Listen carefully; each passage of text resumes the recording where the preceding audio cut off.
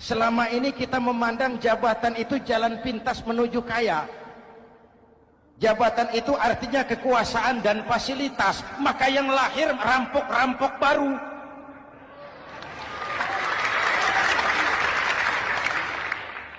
Jabatan adalah alat untuk ke Pilkada DKI Jakarta.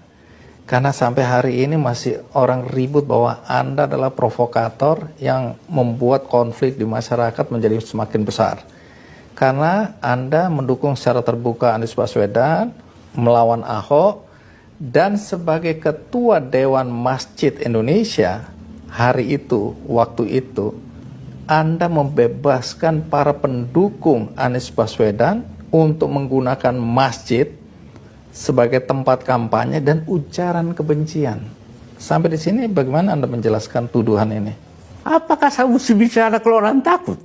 Ada jaminan? Apa yang salah saya kalau orang takut? Karena paling tidak orang minta jaminan dari Ketua Dewan Masjid. Apa saya mesti jamin? Tapi masjid ini kan harusnya netral, sakral, tapi ketakutan orang akan jadi basis pendukung Anies yang otomatis Anda dukung dan Anda adalah Ketua Dewan Masjid Indonesia. Tanya gubernur. Apa saya salah? Bilang ada apa sebenarnya Pak JK sama Pak Jokowi ini? Pak JK kelihatan marah-marah melulu atau mengkritisi terus Pak Jokowi. Jangan-jangan Pak JK ini bisnisnya terganggu ini. Nggak dapat lagi proyek-proyek dari pemerintah ini. Banyak proyek-proyek pemerintah yang dikerjakan oleh grup usahanya, baik melalui grup Kala, Bosowa, atau Bukaka, dan seterusnya, dan seterusnya. Ada apa salahnya? Kan tidak ada. Tidak ada salahnya. Kalau tidak diatasi, kembalikan pada normanya,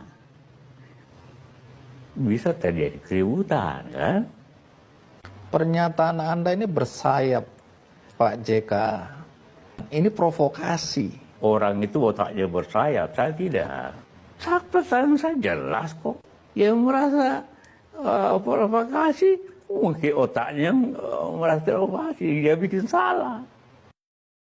Pak JK ini kan jadi wakil presiden 2 kali ya, zaman PSB dan Pak Jokowi. Kalau diiris rata-rata, lebih enak yang mana sebenarnya? Jokowi tidak punya pengalaman. Dia kan gubernur DKI. Pengalamannya dari wali kota Solo.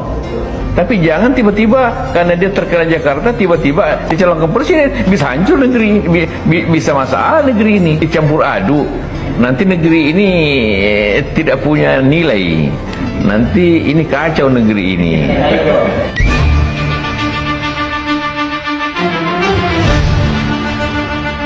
Pertemuan mantan Wakil Presiden Yusuf Kala alias JK dengan bakal calon Presiden Anies Baswedan viral dan menjadi perbincangan warganet. Dalam video yang beredar ketika JK melakukan konferensi pers, Anies menunjukkan ketidaksopanannya.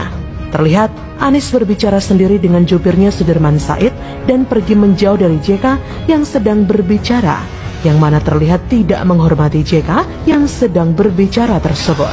Bahkan masih di momen yang sama, Anies juga seperti tidak memiliki harga diri sebagai capres. Anies harus dipanggil seperti anak kecil oleh JK untuk menemaninya konferensi pers. Mas Anies dipilih jadi gubernur DKI menghadapi pemerintah yang berkuasa. Saya yang mengusung Bapak.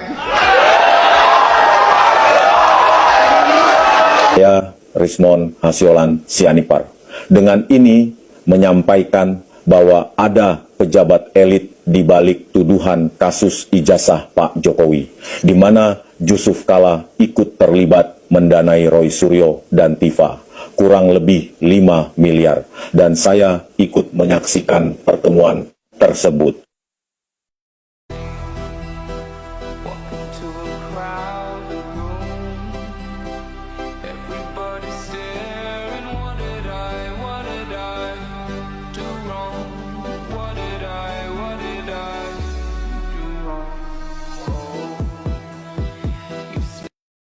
Semakin hari kita diperlihatkan dengan tingkah laku Prabowo yang sebenarnya beliau tampak sangat sombong dan merasa dirinya paling hebat.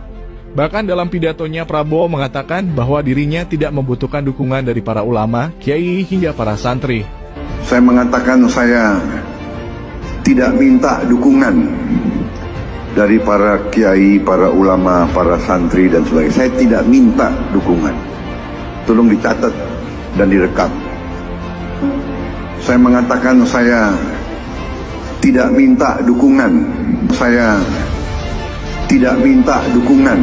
Saya tidak minta dukungan dari para kiai, para ulama, para santri dan sebagainya. Saya tidak minta dukungan. Tolong dicatat dan direkam. Ucapan tersebut membuktikan bahwa Prabowo merasa dirinya paling hebat dan mampu menguasai Indonesia tanpa bantuan siapapun.